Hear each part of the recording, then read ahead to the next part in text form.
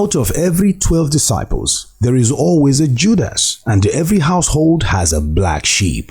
The Nigeria Police Force has always prided itself on being an organization that does self-cleansing in terms of weeding off rotting eggs in its workforce. An incorrigible dismissed corporal, Bernard Amodu, aged 34, was recruited into the force to serve the nation. After graduating from the police college, he was posted to one of the police formations to start his career. Alas, the dreadful Bernard Amodu didn't enlist to serve the nation. He clandestinely joined the police to use the police as a shield to commit felonies, but the force would not let him. In fulfillment of its promise not to allow rotten eggs to hibernate in the force to give the police a bad name, the police under the watch of IGP Olukayode Egbetokun ensured the unrepented criminal was rearrested again. In 2019, Bernard was nabbed for one chance robbery crime. The police activated an internal purging mechanism to try him and dismissed him from the Nigeria Police Force. He was charged to court, only to be granted court bail in 2020. Bernard wasted no time in returning to the world of crime. No matter how rain-drenched a leopard is, it can never change its skin. Bernard Amodu renewed his vigor and never relented in terrorizing Abuja's residents with his gang. He has been caught again. Long arms of the law caught up with him, and he confessed to his crime. The police public relations officer, ACP Olumuyiwa Adejobi, says the police are like a pillar that people can lean on at any time, so any officer caught in the web of crime will be severely dealt with. In the Nigeria Police Force, we don't condone indiscipline, we don't condone any act of crime or criminality. He was a corporal involved in one chance robbery, arrested by us. He was subjected to real proceedings.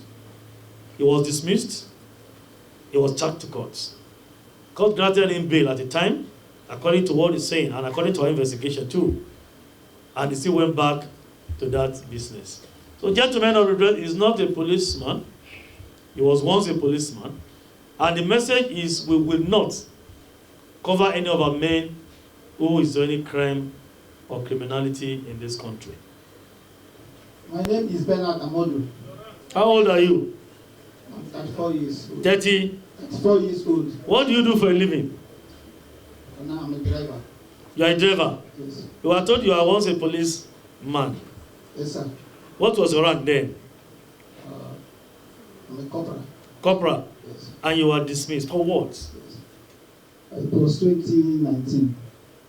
I have a car which I gave out for commercial purpose. So, unfortunately, the driver said he has a challenge and sold the phone to me. And later he was arrested and discovered the phone was snatched by one chance robber. So he linked to me and I was dismissed and charged to court. And in 2023, I was granted bail. When I came out, a friend gave me a car to use. So the car was started giving me problem. So another friend which we met in the prison, now introduced me to one chance. One victim barely recounted her traumatic encounter with Bernard Amodu and his accomplices, detailing how they ruthlessly stripped her of her belongings during the horrifying ordeal. On the 15th of March, I was going to work. I entered the vehicle, a Mazda vehicle, around Asroad Drive. There were 3 people inside, 3 men. One is the driver, one at the passenger seat, and one at the back, where I sat too. So on reaching Nikon Junction, when they passed Nikon Junction, the driver changed the mode of driving. He started driving very, very fast. Then he bent the back of his seat down, and then it affected my legs. Then the other one held me and pressed me down. Started asking me questions. Where am I going to? What is inside my bag? The other one in front collected my bag and started robbing me and asked me not to look at them, that I should not look at them, but I tried my best in looking. So if I can identify them, I'll be able to identify them. The driver is huge, he's big. So they started asking me questions. Meanwhile, I lost my mom. It was not even up to a week. I just tried. I said, let me go to work. Let me just go and tell them what's going on. They collected my phone, my mom's phone, everything, the pictures, even her dead body pictures are inside her phone.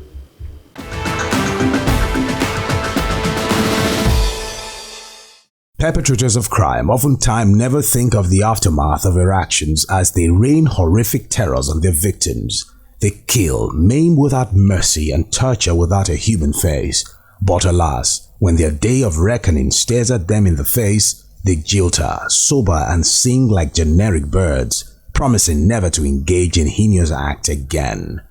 Lawrence John Oba, a final-year library science student at Edo State University, has a unique story. He was able to combine schooling with crime. His primary targets were unsuspected female victims. He confessed to having participated in not less than 25 one-chance armed robberies. He sheds light on the sinister nature of his syndicate's operations. My name is Lawrence John Oba, sir. How old are you? I'm 28 years old, sir. Where are you from? I'm from Edo State, sir. Edo State? Yes, sir. Where in Edo? Abuja, sir. Auchi? Yes, sir. So why did you join this business of one chance robbery? Sir, I can't say it's the work of the devil because I know what I did was bad. So, though I'm a student and things were really, really rough for me, but that doesn't give me the privilege to... Did anyone introduce you to the business? No, sir. How did you start? I know a friend that owns a car, and the car had an accident, so he was trying to fix it along the line. So I came back from school, and though we talked, and he told me he wanted fixing the car. And the person he gave the car to initially, the guy, I don't know, he had an accident with it, and along the line things were not working well for him. So we talked, and he was able to fix the car. So I know of some person that he was the driver before, so he was doing this taxi driver, and so I told him. How do you operate? Okay, so it's three of us. The driver, one person at the front and one at the back, sir. So I think within the hour of 6, 7, that's how we go out and probably start driving the car around. So if you see somebody, you just pick the person. But mostly our victims are females, sir. Your victims are mostly female? Yes, sir. The joy of every woman is to successfully engage in all facets of reproduction from conception to delivery. And it is always painful if these are not accomplished. Ikenna Vincent, however, has dashed many hopes through his one-chance armed robbery, as some of his victims had miscarriages via untold inhumane treatment he inflicted on them. Ikenna Vincent, a 28-year-old from Anambra State, revealed the tragic demise of his accomplice. Vincent's confession unveiled his participation in 12 one-chance robbery operations, including one that resulted in the miscarriage of a pregnant police officer, highlighting the grave consequences of such criminal activities. Ikenna Vincent, how old are you? 20 years old. 28, where are you from? From Anambra State, sir. Where in Anambra? I'm from Ozobu, sir. Ozobulu? Yes, I'm there with local government, sir. When did you join this business? I don't do business, but it's just about 1 year now, sir. 1 year?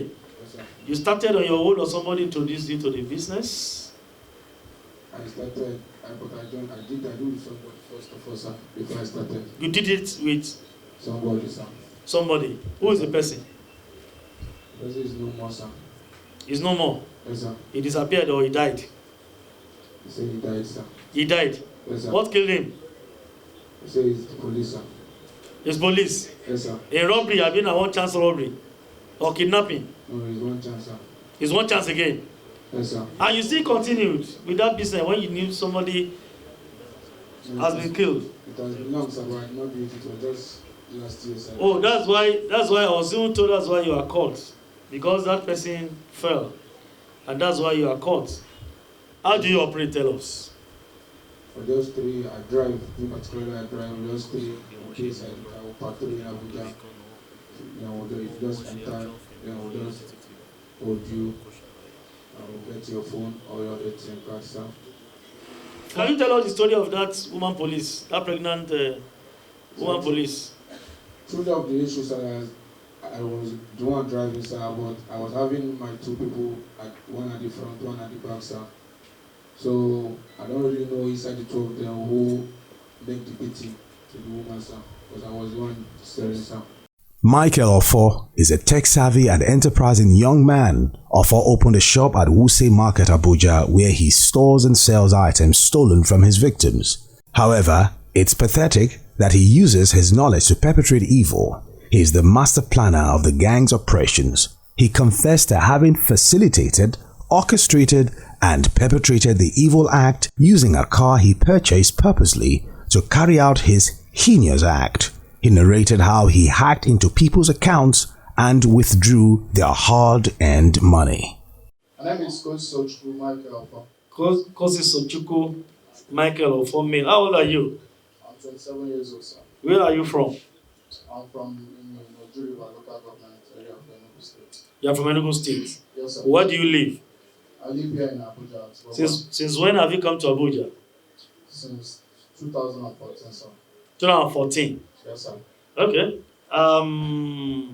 What's your own role in this business? What do you do? How do you operate?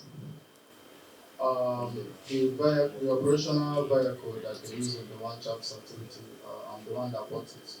You bought a vehicle for them? Yes, sir. For the operation? Yes, just sir. one? How many vehicles altogether have you bought for them? Just one. I was using it personally. So okay, go ahead. Tell us how you operate and your involvement. I'm the person that buy the stolen items, the recover. I'm the receiver. You are the receiver of what they recover from the operations? The phones. The phones, majorly the phones, and the laptops, electronics generally. Yes, sir. Okay, so what do you do with them? So I sell them. Most of them are like the Android. I do alter the IMEI. How do you alter the IMEI? It's by software. Software? You design it yourself? No, sir. It's purchased online. Okay, so go ahead. I alter the IMEI and sell them. Then the ones that cannot be able to be altered they are sold by parts. Okay. Yes, sir. It is true that with age comes experience and wisdom, so it is assumed that a man of 50 years should know right from wrong. This suspect, who was once remanded in prison for a similar offense, for which is rearrested instead of turning a new leaf, returned to commit the same crime.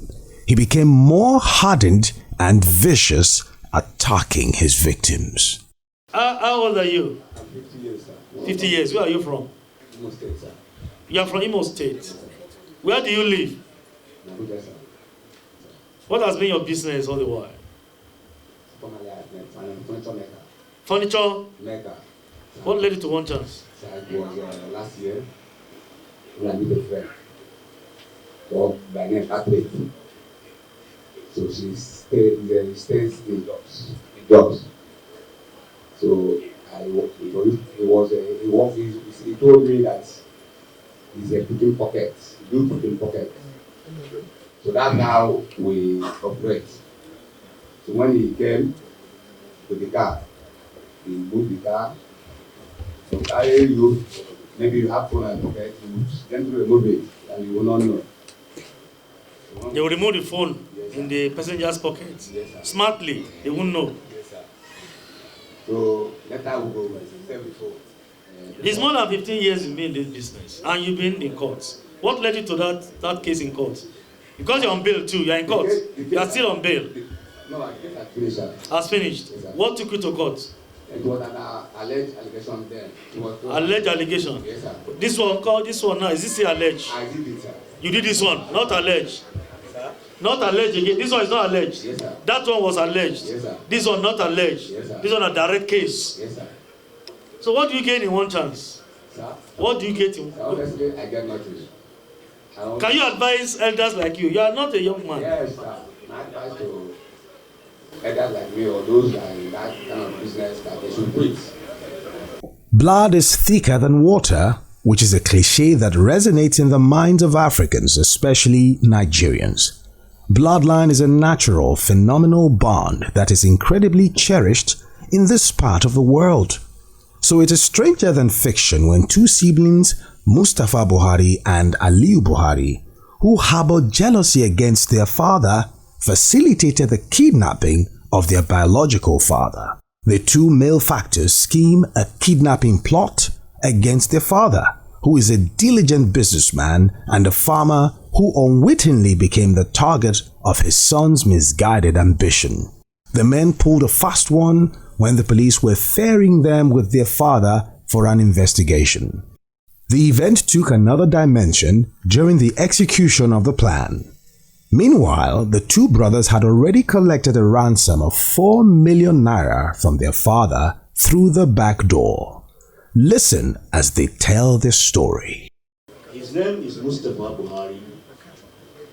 He gave an information to Bandit to the kidnapping of his father. And they did, is it? They took the father to one of the camps at Kagalko for 7 days. 4 million naira ransom was paid to the kidnapper. How much was his own share? He was given the sum of 500,000 from the... Why did they set their father up? Why? Yes, sir.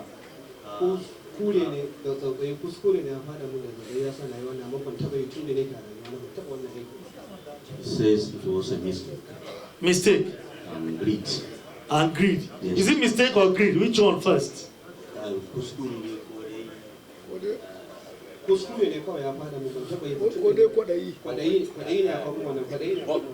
Both, sir.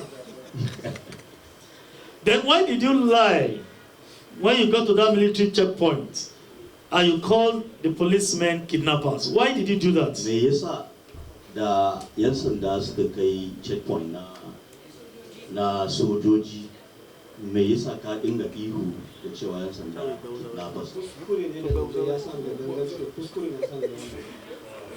Ka yi ihu din? Ina ihu. How did you shout? Yeah, ka yi ihu. Wayo Allah, kidnapper, wayo Allah. And why did you do it? The reason behind it? Yes, sir. Waye ya ce ka yi? Waye ya ce ka yi? Ardo ne ya ce mu. Ba? Waye ya ce ka yi? He says they are Ardo. That his father Ardo asked him when they get to the checkpoint. But because your father didn't know you kidnapped him, you arranged his kidnapping, your father didn't know. So your father told you to race along when you get to military point.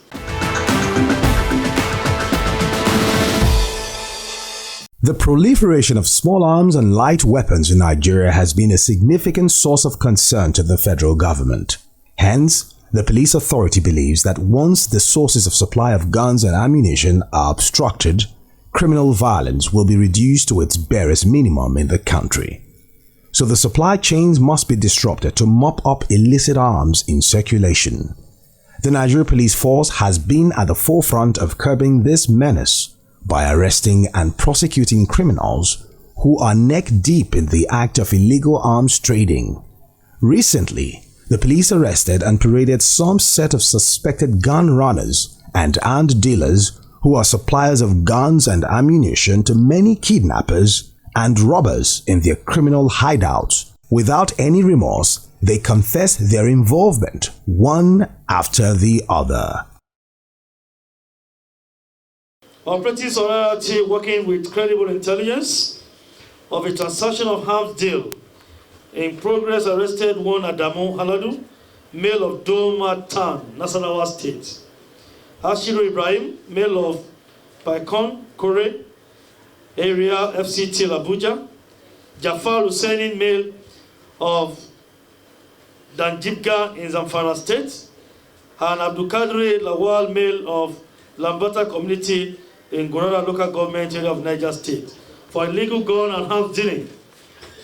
Jafar Hussaini confessed to be the arms ammunition supplier to the armed bandits in Muhaye Forest of Savannah State for the past 5 years. Where are you from? Nazo daga garin Sate local government, Danjiga, Zamfara State. Came from Sate local government, Danjiga, Zamfara State. Okay. Nazo ansa ammunition ne hannun Ashiru Gurgu. He came to collect ammunition from Ashiru. Guru. To nazo ansa sai ya ce mu haɗu a garin Dobi under Gwagwalada local government. He came in Gurgu now to they should meet at Gwagwalada Local government of the FCT. Ko da na zo a shi yana hannun jami'an tsaro ya kira ni ina zuwa sai jami'an tsaro suka kama. Reaching to collect the ammunition then. What do they use the ammunition for? Idris da ke wajenmu da ke garin ɗan jirga mun haye cikin daji shi ya aiko ne a ansa wajen Ashiru. It's one Idris that sent him to come and collect it. Where is it? Who is Idris and where is Idris? In one of their camp, bandit camp. Yana dajin mun haye ɗan jirga Sata local government. Idris is in the bush. Muhaye Forest of Zamfara State. That's the forest. Yes. What do you do with this ammunition in the forest? Shi Idris din bandits. Yana sawa ne a bindiga ɓarawo ne shi. He used it on his AK-47. I mentioned bandit before. That is the bandit. So he used the ammunition. What do you understand by banditry? Who is a bandit? Ni. Me ake nufi da bandit. By bandit. Me ake nufi da bandit. Me aikin su. Barawo. Me suke sata? Me suke sacewa? Mutane da dabbobi. Initially he said barao, he said a thief. So who is a bandit now? What do you understand? Yeah, tell me what do you understand by the word banditry or bandit? You mentioned it. What do they do? What do you know about banditry? Ban san abin da ake ce ma bandit ba sai da aka kama mu sai in ji suna mutane ana cewa mu bandits ne. Sata Satan mutane. Anyway, the message here is that many of them who venture to these criminal acts don't even know what they are doing. He does not know the meaning of bandit or banditry. He said until they arrest them, they say a bandit, he knows a bandit. Ashiru Ibrahim is disabled, but his disability did not prevent him from committing crimes. He is one of these gun-running syndicates. Listen as Ashiru narrates his role.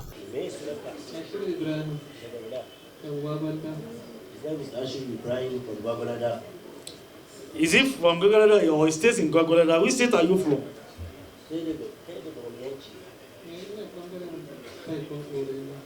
He's from Paikonkore, Gwagwalada. It's a village called Paikonkore. That is the indigenous of that place. Yes, sir. Okay. Oh yeah, why are you supplying? How do you get your arms? They are supplying to them. Ask them.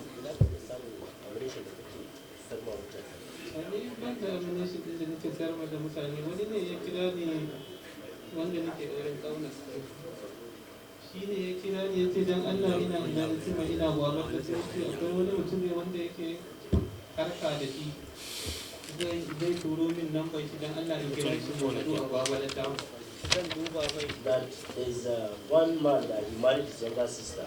Called him to come to Gwagwalada that is going to collect ammunition for him. Mutumin da ya haɗa ni da shi ban taɓa ganin shi ba shi ma bai taɓa gani na ba. That the man that he came to collect the ammunition for him, they have never seen him before. It's shi mutumin iyaka zai nuna ni in na ganin ma idanuna zai turo mai kuɗi in na turo mai kuɗi zai ba ni 50,000 daga ciki. That his own is just to come and see the ammunition, then he will confirm to the man that he has seen the ammunition, then the person that sent him is an agent. 50,000. Yes, sir. A notorious gang of kidnappers who also doubled as informants and logistic officers to many kidnappers were apprehended. However, Umaru Muhammad and Zakaria Aliyu narrate their involvement in several kidnappings and how they facilitate items like foodstuff, recharge cards, and many other necessary items to get to the camps of kidnappers. And effected the arrest of one Shamsu Kabiru and Umar again Mohammed, making 2 of the suspects arrested. During interrogation, they both confessed to having been involved in several kidnappings and collection of ransom from the families of victims they had kidnapped.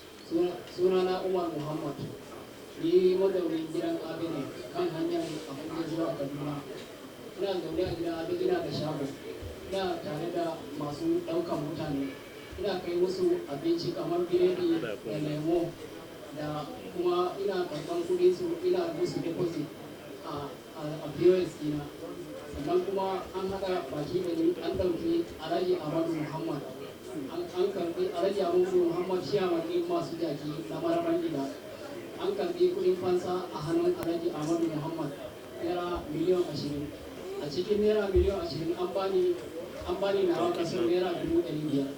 What this Umar is trying to explain is that him with other members of the syndicate, they conspire together to kidnap one Alhaji Muhammad, who is an indigene of Abe along Kaduna Expressway.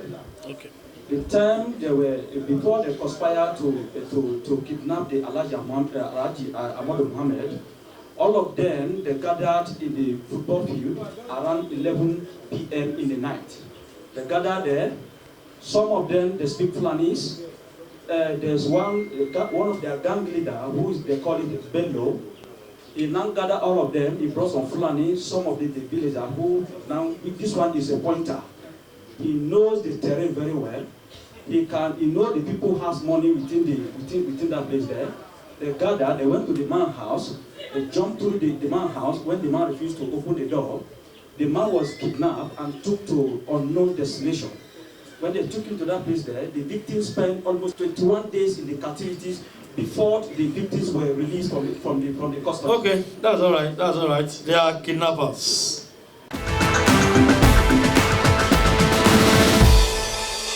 Thank you for watching. Until we come your way next week, stay safe and be vigilant. Fighters, promoting security consciousness.